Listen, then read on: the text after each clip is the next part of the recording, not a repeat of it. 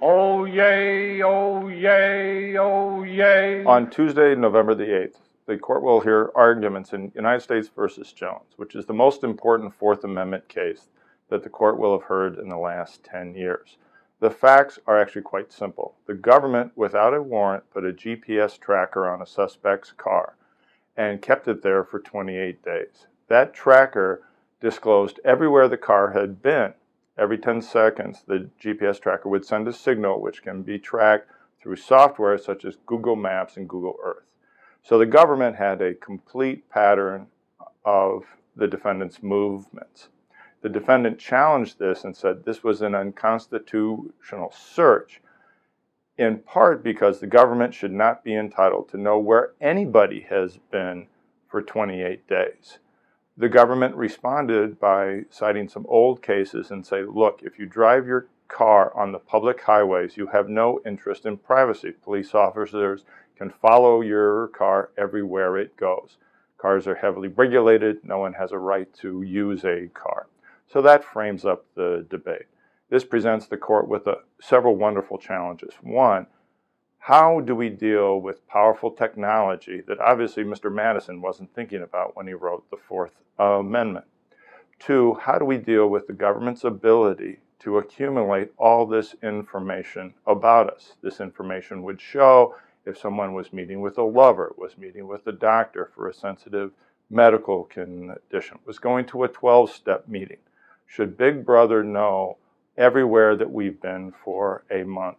And third, on a more technical basis, it's another chance for the court to decide, should we reinvigorate the warrant requirement? Should we make police go to a judge and say, we need this information, and we can show you that by a showing of probable cause? Because no reasonable person would say the government may never have this information.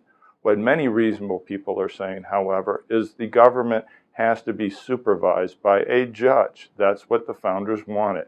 And if the government is going to get this extremely powerful information about any individual, the judge should set the rules of the road, how long the tracker can stay on, what sort of movements the tracker can disclose. So that frames up the debate. Obviously, this invokes images of George Orwell's 1984, and that literally, because of the technology, it allows the government to know things that it never could have, because no reasonable police department could ever afford the resources to follow one car 24 hours a day for an entire month. However, here the technology is so easy to use that there's a great temptation for the government to use it more and more often. And the government will again respond in saying, how can you deprive us of this valuable information? Investigators were criticized during 9/11 because they never connected the dots.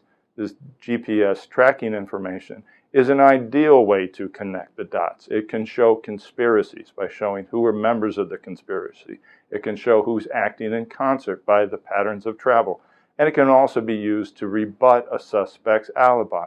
If he says, I wasn't in the vicinity when the crime was committed, the government can, in essence, say, but your car was, and we have strong circumstantial evidence that you were the only one driving the car.